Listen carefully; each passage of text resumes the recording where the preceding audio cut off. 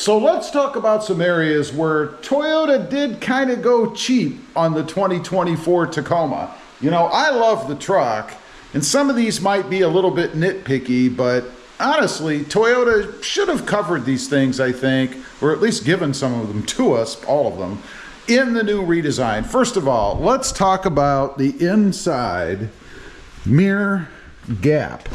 This is one of those probably picky little things, I suppose, but what I'm talking about is right here. You see there's an open hole. Now, you can see some wiring in there. I don't know if the camera picks it up. Of course, the mirror support itself, and it just looks kind of unfinished to me. I don't know why Toyota didn't go ahead and put a cover, and I think on some of the other trim levels they did, but they could easily have put a cover in there. I mean, maybe mine is missing it. I don't know. I'll have to check it out at some of the dealerships and see if they're actually a cover or there is a cover in there. I don't know. Next up, grab handles.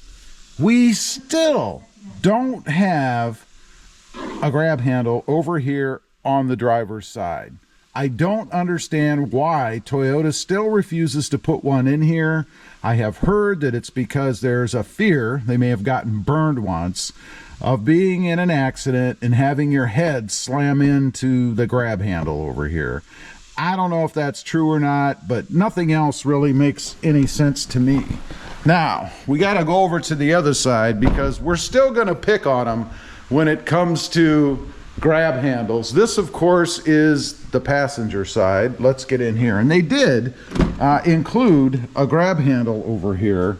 However, it is so small and so tight that I'm not sure really what good use it is. There is a gap on the other side. I mean, you can stick your fingers down there, but honestly, if you're not familiar with the truck and you're looking to get in, you're probably going to try to grab here because I think it's natural just to kind of reach in here.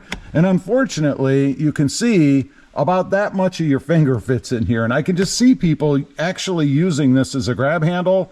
It fails, and then they fall down or stumble or whatever because they don't know that you can reach on inside. They should have gone, I think, with a bigger one. Or maybe even in this case, not included one at all because it kind of creates a little bit of a, I think, a hazard when you get in and use that little shallow area. Next up, the front fender vents. This is strange to me, and I'm kind of torn on this one because I do like that they're there, but they look very cheap and flimsy to me because when you look at them, of course, you can see the tires, right? I mean, you can see the tires through there, and there's really not much to them. They're very thin, and it even does move a little bit. I mean, these little fins, they're like nothing, and if a stone or rock hits these, you can bet they're going to break. I can see that being a problem in the future, these having chips or nicks out of them and stuff. Just not a great thing. Again, the thickness, it's only as thick as this edge right here. So they do, I think, flex or move a little bit. Might be why some people are stating that they're hearing noise from the front. I know people have blamed the removal of the chin strap down there, but when you've got wind blowing across those thin blades, it can create some sort of a whistle.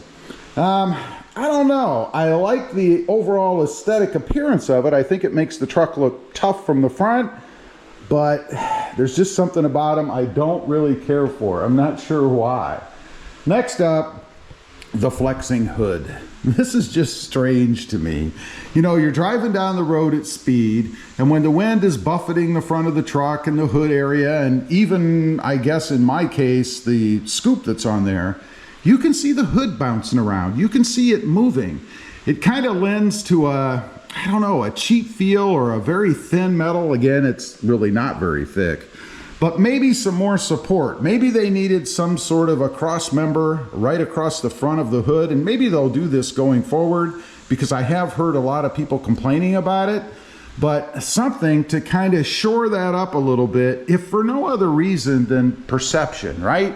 I mean, when you're in a brand new 40 to 50 to, God knows, $70,000 truck, you don't really want to see the hood moving around and flexing while you're driving it, right? I don't know, just one of those kind of crazy little things. Next up, we're gonna have to open the hood.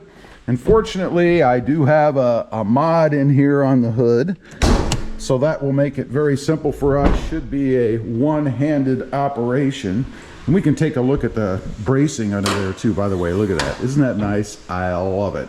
Anyway, maybe some sort of bracing underneath the outer shell, I guess, of the hood across the front would satisfy that. I don't know. Not sure how much extra money that would add when it comes to manufacturing either, but just a thought, something that I think they should take care of going forward. Next up, the engine bay area. We have this conglomeration of wires and hoses and tubes that's exposed. And I know a lot of people look at this engine and they say it's just a mess. It's like a big pile of spaghetti on top of steel. And it really is.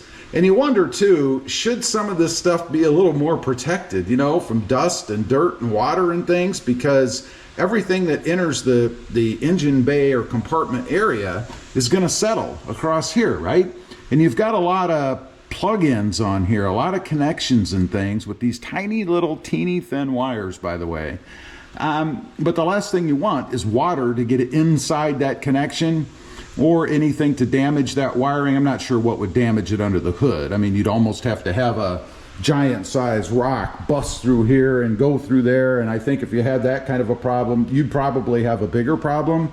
But nonetheless, some sort of a cover would have been nice to have over the engine itself. I just think it would look much better. They did give us a small cover. I mean, you can see right there, there's a teeny tiny cover. So I guess Toyota would say, yeah, we have a cover. It's just that little dinky thing right there. Now, number 7, the lowering of the driver's seat. This is just freaking weird. And it's still happening to me, and it's happening to others. So I know it's not in my head. For some reason, the driver's seat lowers by itself. And this is a manual seat. This is not electric, so it's not like I'm hitting buttons or something. The only thing I can think of is that when I get in the truck, my rear end does kind of slide against here, and that will push this down. So it's possible I'm lowering it one little notch, if you will. But still, that doesn't account for as low as it's been going. Now, what I've done recently is I've gone ahead and cranked the seat. See there, it was one notch down.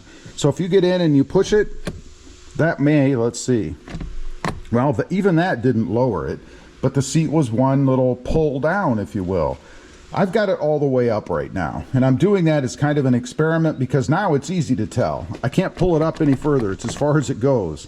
So if like what we just did allows me to bring it up, it's gone down by itself because I did not do that.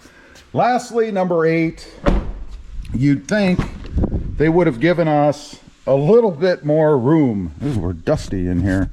You'd think they'd have given us a little more room in the back seat area, right? This is where my seat normally sits, and this is how much room you get. Not very much if you're an adult trying to sit back here.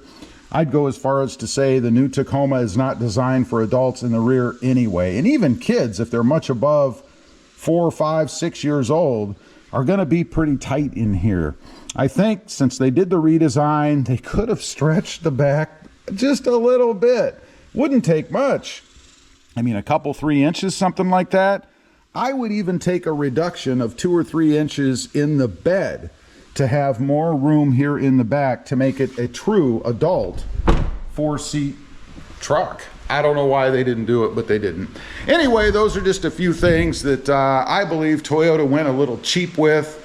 Things that they should have given us in the redesign. Leave a comment. Let me know if I left anything out that matters. Thanks for watching. Stay safe out there. Bye.